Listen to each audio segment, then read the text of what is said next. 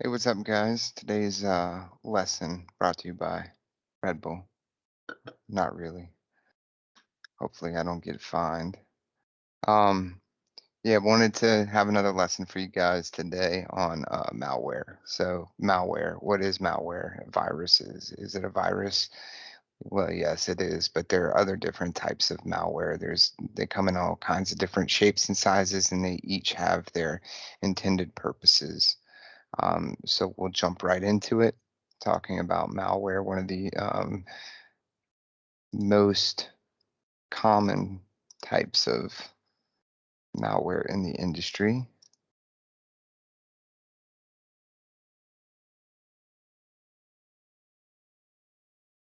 are viruses. What is a virus, right? So viruses are those pesky little attachments that come in sometimes phishing emails, or you can obtain one from a website. Basically, these have to um, they require some kind of user interaction. So you need to physically do something on the machine in order to get the virus. And then you have to spread it along, almost like touching somebody after not washing your hands or something like that, right? That's the best way to kind of describe it, is there has to be some kind of interaction in order for it to spread. And a virus can do many nefarious things. It can embed in your system, become a time logic bomb where it basically sits and seems benign, but then all of a sudden, catastrophically, on a certain given date, like the ending of the Aztec calendar, your computer decides to shut down.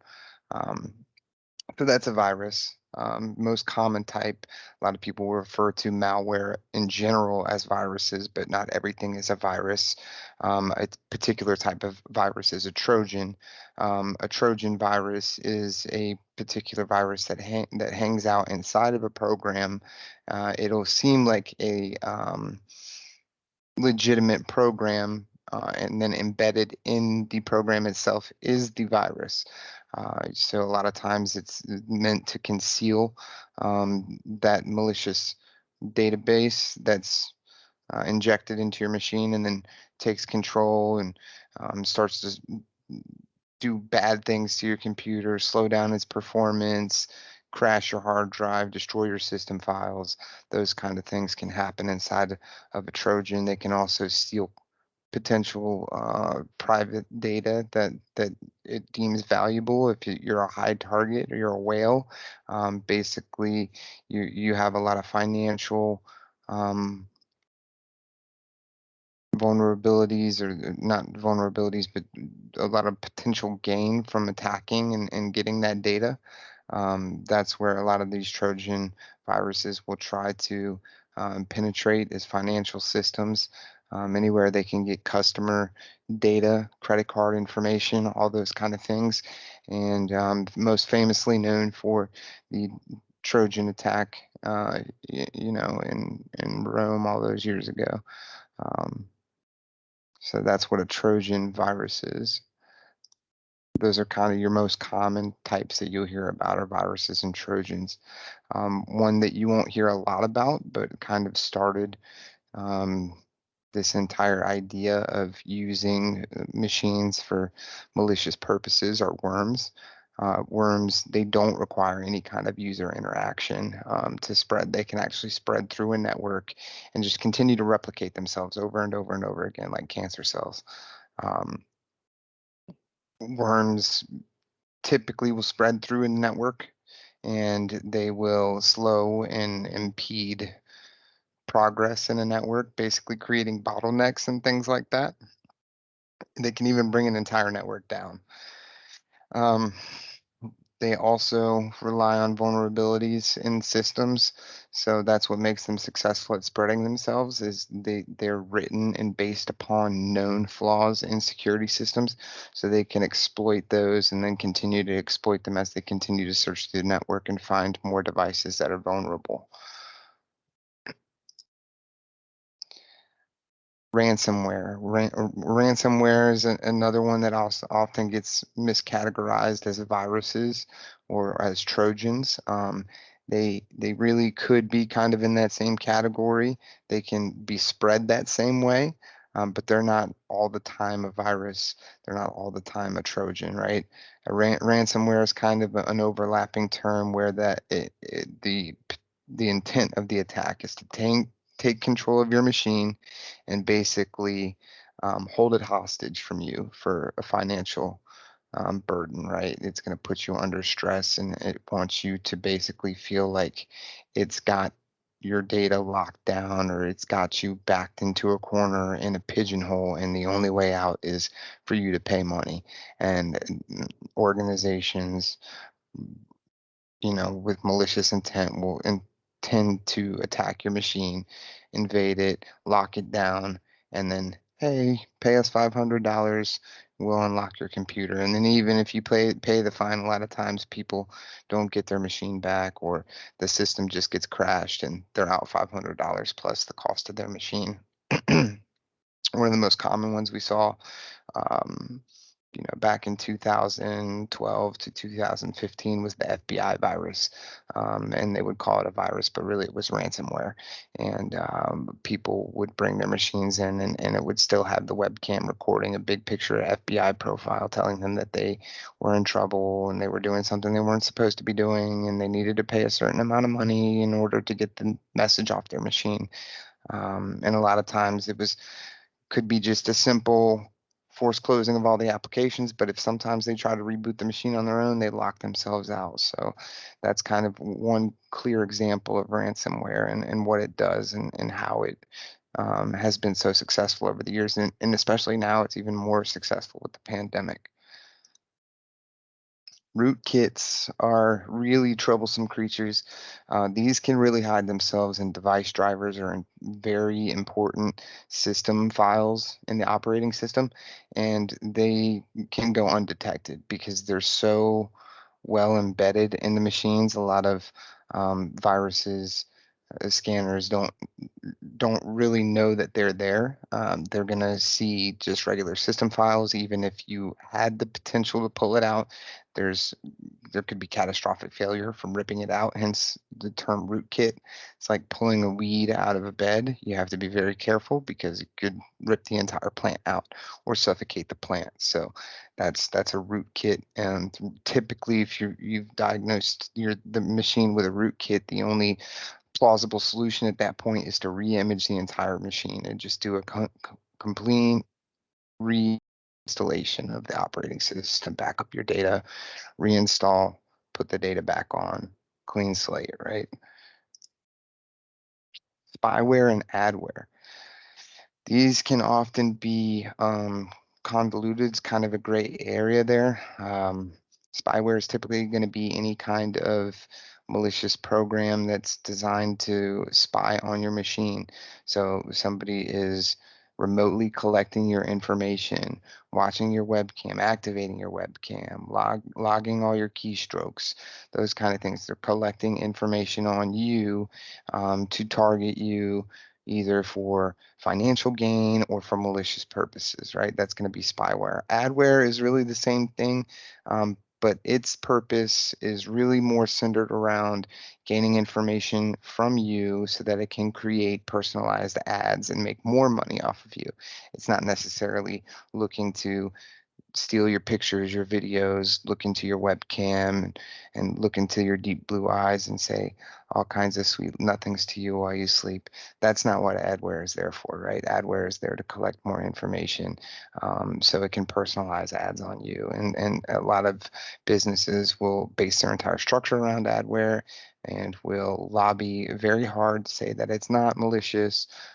Even large manufacturers, corporations like HP, Dell, Toshiba, all those computer system gurus, they'll install adware on your machine before they ship it out.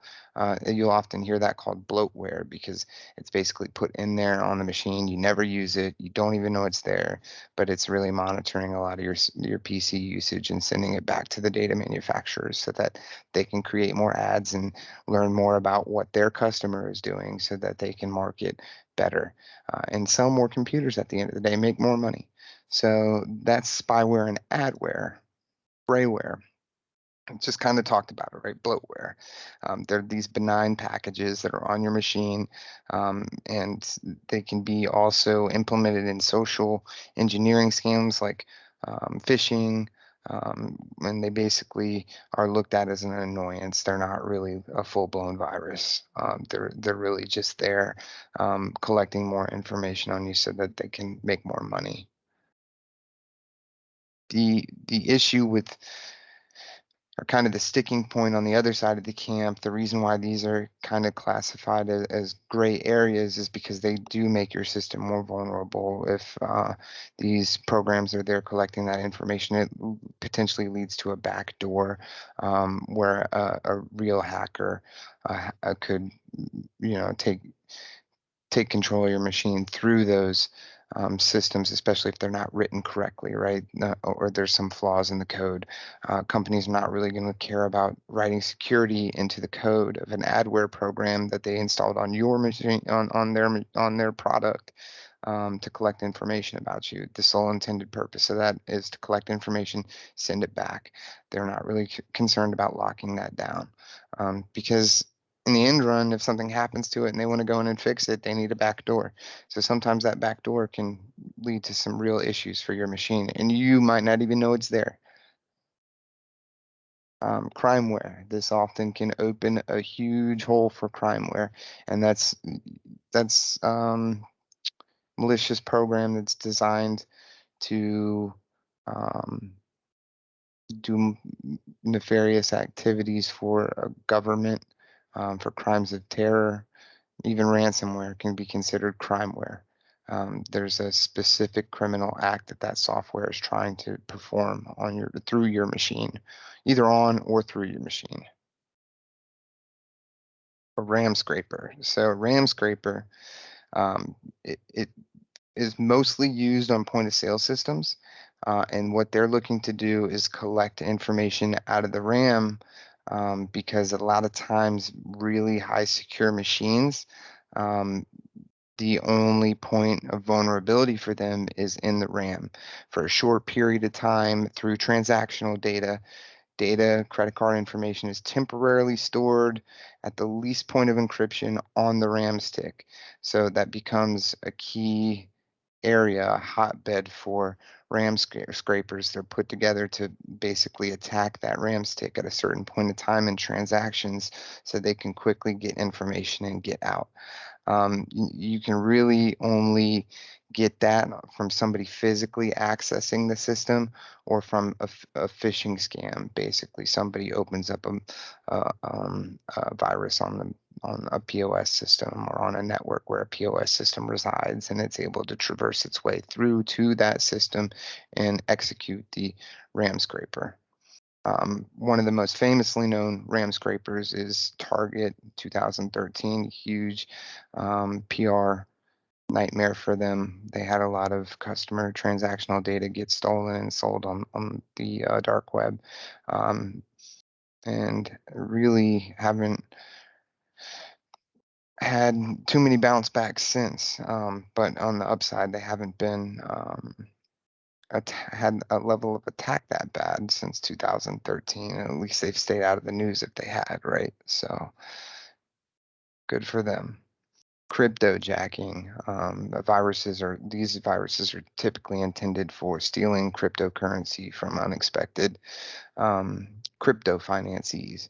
So people that are just getting into the crypto game, and people um, don't know a lot about computer security or about their computer in general. They've just seen the news article and people are making money off crypto, so they want to invest in crypto. Now there's an opportunity for hackers to basically write program to go in and take advantage of your instability in IT security. They basically want to take that, leverage it, and keep it in their own crypto wallet and keep building up their finances. And for you, it's more of an annoyance at that point because you don't even realize that you could be, um, harvesting that for your own financial gain.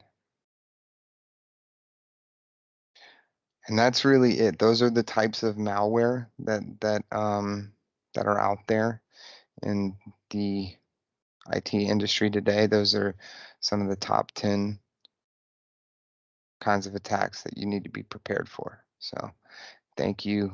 Love you all for listening. Have a great night.